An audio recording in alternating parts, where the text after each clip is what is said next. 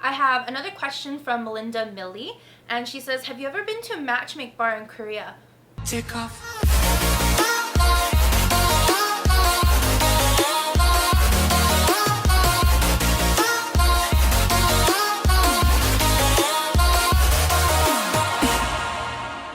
Hello everybody, this is Gina Bear reporting to you for duty, and today we are going to talk about the most frequently asked questions that you guys have about South Korea. Hey there, welcome back to my channel. My name is Gina. I've been an expat in Korea and Japan for the last 6 years. I'm here on my little corner of the internet imparting my knowledge about travel, life, love abroad. If y'all like that, please hit that subscribe button, hit that notification bell, and make sure that you're following me on Instagram because that's where all the good stuff goes down. This is honestly like a super fast impromptu video that I actually had an idea to do. So over on Instagram, I asked you guys to ask me questions about Korea and I would answer them here in a video. So let's get into this. So my first question comes from a random girl named Paige. Hi Paige! And she says, what are the must-sees, eats, drinks in Korea for a foreigner to experience?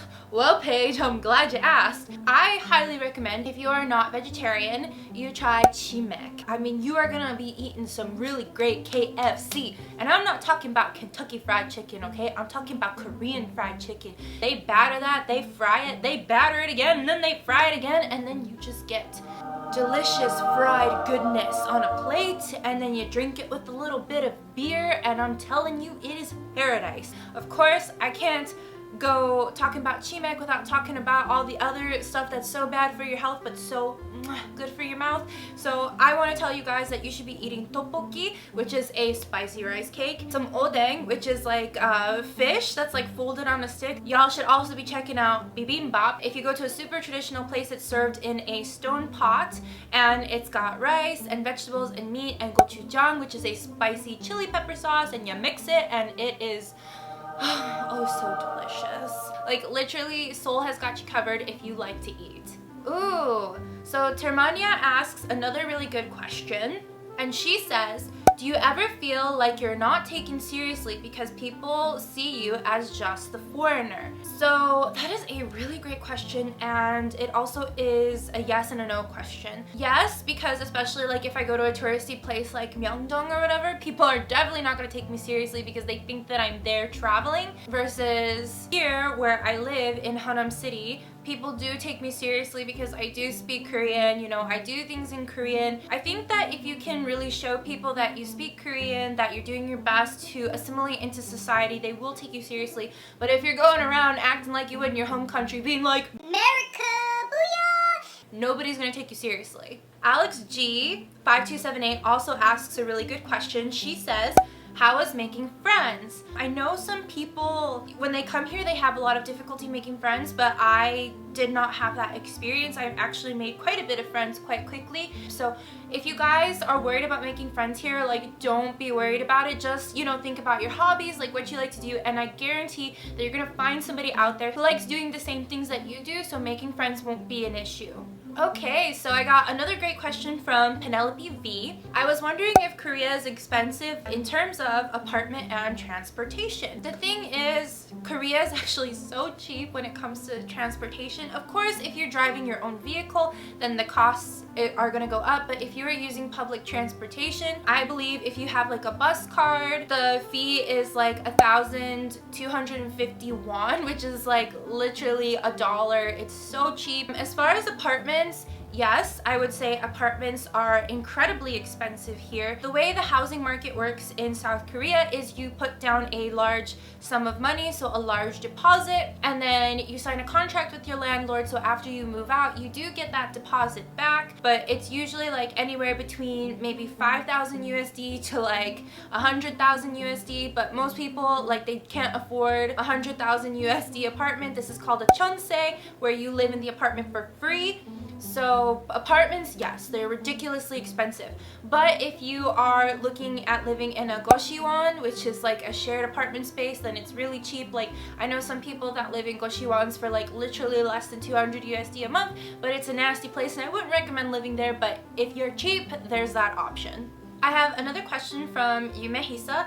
And she says, how is the traffic in Seoul? Is it worth to buy a car? Are pets allowed on the subway? So going off my public transport, no, I don't think it's worth it to buy a car in Seoul because the traffic is horrendous. There's like literally 9 million people in this tiny little city, and during rush hour, it's a legit nightmare. And yes, pets are allowed in the subway, but they have to be in a bag. I bring Honey on the subway with me if I'm going like really far away or I'm going to be gone all day, and she has like her little bag and it's not a problem. So I have another great question from Korea Alexis, and she says, was it hard to adapt to the culture? Again, this depends on, you know, you as a person, your personality, whether or not you come in here with an open mind. The only thing I had problems with when I first moved here was one of my coworkers, and they literally made my life a living hell.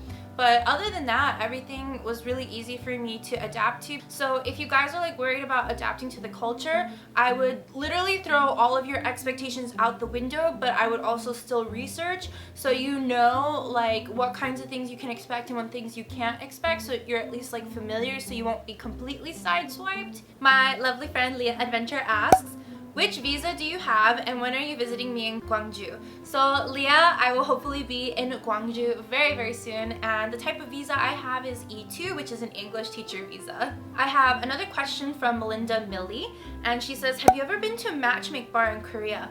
I've literally never heard of that. Like, this is my first time hearing that, and I think I would like to try it out just to see what it's all about.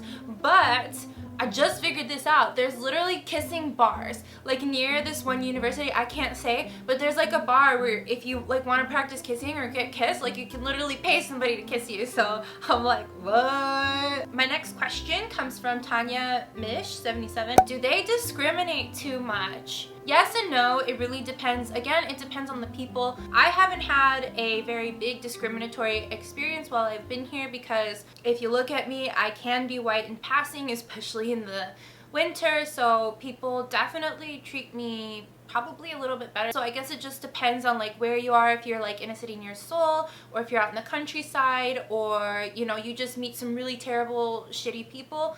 But as for me, I haven't really had that big of a discriminatory experience here. And again, this is just my experience.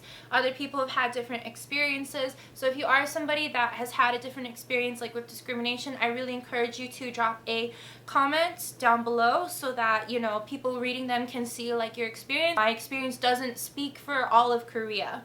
So I have another question from one of my favorite people, Chris BG.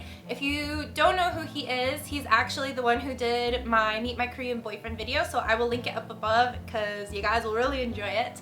But he asks, what's your favorite moment in Korea? I've just had so many like really great moments here in Korea. It's really hard to pinpoint them down, but if I had to choose the top 3 experiences and best moments I've had in Korea, my first best moment would actually be going to Gangneung with Linda to the Seamark Hotel because the hotel was incredible, the views were incredible, the infinity pool was like amazing. So I would definitely count that as one of my top 3 experiences. My second favorite experience here in Korea, and my favorite moment, would be climbing Hallasan with my brother. It was like really nice to do it together with him because I hadn't seen him for such a long time, and like it was just a really nice experience to be able to do that with him and spend time together with him, and I would definitely count that as number 2.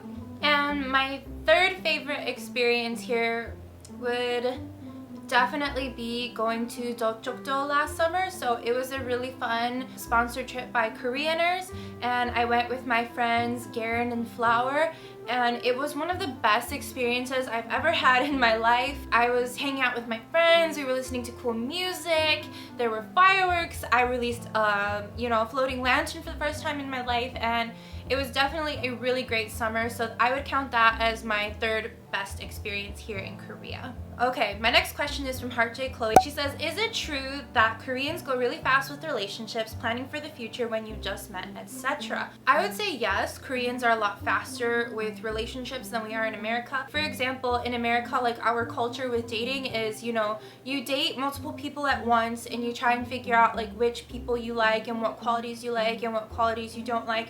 But you know, at the time, when you're dating, you're not attached to anybody, you're completely single. Versus here in Korea, if you're like seeing a certain person, yes, you're dating, but they say like after the third date, if the guy hasn't asked you out, then it's a lost cause and you should just move on. Versus in America, you know, we go on multiple dates with somebody to figure out if we like them, like really truly like them or not. Also, from what I noticed, there's like a huge societal pressure here in South Korea to be married by a certain age, and if you're not married by a certain age, you're like a complete and utter failure, which I don't agree with, but that's how it is. When Koreans are like dating and looking to get married, they tend to get set up by their friends and find other people that have that mindset. So like say I'm a Korean woman, I'm looking to get married, and then I'm meeting suitable partners for marriage, and then I find somebody who I like who's on the same page as me, and we could literally be married within 3 to 6 months. That's how fast it is. So just be aware that's like a huge difference like from the dating culture, like probably in the West versus like Korea, so keep that in mind. Condi.x asks, challenges with dating in Korea. Ooh, I can make a whole separate video about that, but to quickly answer your question, I would say one of the challenges are, of course, language barrier. So if you don't really speak Korean, you don't know the culture, you're gonna get taken advantage of. My second challenge for dating in Korea would probably be all the F-boys and the stupid crap they say. If you haven't seen those videos, I will also link those up above so you can protect yourself from these little F-boys who think they gonna get fresh with you. I would say another challenge is just meeting somebody at the right time. So like with any country with dating, I would say dating is literally like 20% chemistry, 80% timing. That's some of the challenges with dating in Korea. And Amy_18 asks, is there a foolproof plan to starting a life in South Korea, like an English teacher or something else? So it honestly depends on you and what you're looking for. A lot of people come here to Korea to teach English, and then they move into other things. They move into entertainment or being full-time YouTubers, or you know, they actually get a job within their field of study. That's another way to do it. I personally didn't know what I wanted to do for a really long time, which is why I've stayed on my E2 visa, but now I have a more clear path as to what I want to do. So I can't like really give you advice, you know, like on the foolproof way to starting, but from my experience, from what I've seen, most people come here on an E2 visa and then they change to maybe an entertainment visa, to a permanent resident visa, to whatever it is their little heart desires. Anyway, I hope you all enjoyed this video today. If you like this video and you'd like to see more videos, please subscribe to my YouTube channel, hit that notification bell, and follow me on Instagram because that's where all the good stuff goes down. If you guys have any more questions, comments, tips, tricks, concerns, please be sure that you drop it in the comment section below. I usually always read my comments and I will usually respond and get back to you guys. If I get enough questions on this video, maybe I will do a part 2. But that's it for today. Gina Bear, signing out. Just tell me where you wanna go. Let me take you there. You see, I've been around the globe. I've seen a lot, babe. But I wanna see what's above.